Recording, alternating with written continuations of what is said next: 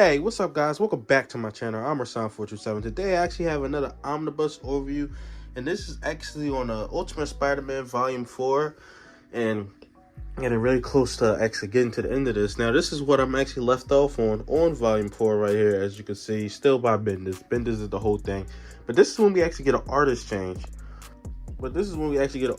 You get Stuart Eminem, LaFuente, and a couple other people in this book. But this is when the Ultimate Universe is actually winding down. Ultimate Spider was kind of like the last one standing, to be completely honest.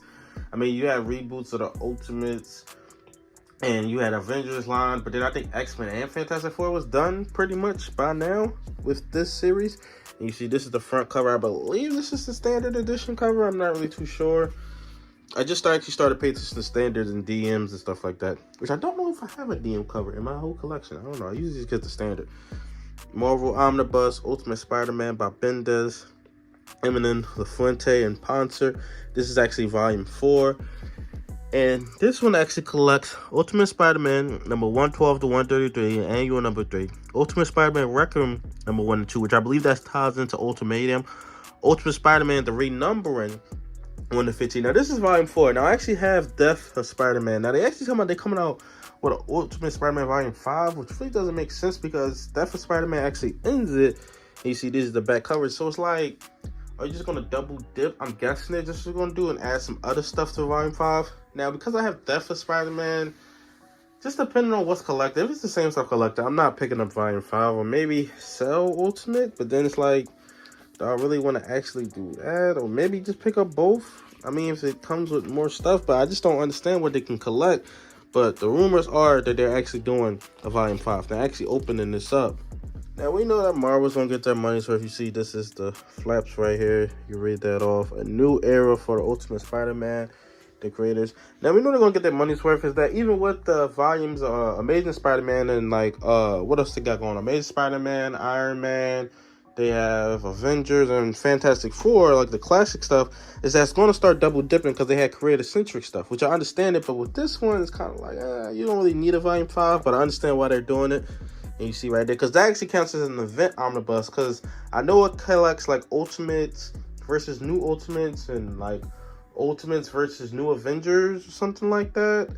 So maybe that stuff won't be collected. That's why it counts as an event. And then Ultimate Fallout, but then don't you gotta have to have Ultimate Fallout to actually finish Volume 5? You kind of have to have that, just to me personally, because that's what sets up Miles Morales, and then you get to the Miles Morales omnibus. Because that one actually, I believe, the Death of Ultimate Spider-Man leads right into Miles Morales omnibus. We see, looking at this, I believe it's by LaFuente. Cool wraparound cover right here. I believe this is issue 1 of the reboot that they actually did. And you know that it actually is messed up because this collects issue 15, but then the Death of collects issue 15, which they never double dip like that if it's a continuation. See, it's awesome by Stuart Eminem. Then you actually get the read up right here. So that's super cool right there. Then you actually get Ultimate Spider-Man number 112, Death of a Goblin, part 1. Just kind of a spoiler.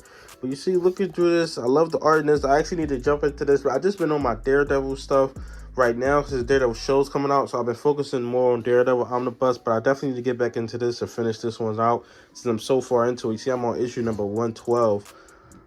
And I've been reading Stuart Eminem a whole lot. I've read some of his Magic Order stuff, Captain America stuff. I really enjoy him as an artist. Because they first talked about switching, I was like, I don't really know about this artist, but I actually really like the way he draws Peter Parker and the Dream. LaFuente, I probably have to read him some more to actually get a better understanding of, his art and liking of his art and stuff like that. But you see, you get some really, really cool artwork in this book. And Bendis, and I actually heard that this one kind of takes a dip. I mean, I'll find that out for myself. Part 1 and part 3 didn't take a dip for me at all. But I did hear that this one kind of takes a dip in like quality and stuff. Maybe just because it went on for so long, and then he introduced, the Miles Morales and stuff like that. But I'm thoroughly enjoying Ultimate Spider-Man. It's probably my favorite Spider-Man run. It's the one that I've read the absolute most. Like, I'm not really all the way a completionist. Like, if it's something that I don't really have, because I have a lot of Volume 1s inside my collection. Not because I don't like Volume 2, because sometimes I pick it up in trade just like, if I got the choice, I'm just like, do I need the volume 2 that much? Do I like it that much? I'm just like, nah, I don't really like it that much. But you see, this is by LaFuente. And it was something I didn't notice, because you know what, comic book, the timeline is all skewed and messed up, is that this whole 15-year, well, no, what was it, 11-year run of Ultimate Spider-Man, I'm thinking of the whole Ultimate Universe, only takes place over a year. Now, I didn't really know that, because they talk about time, but you don't really know that. But this all supposed to take place over a year, which kind of doesn't make sense. But I mean, you think about it, Spider-Man started in the 60s. It's 2025. What is he supposed to be, 35 or something like that? So that doesn't really make sense. But all this is supposed to take place over a year.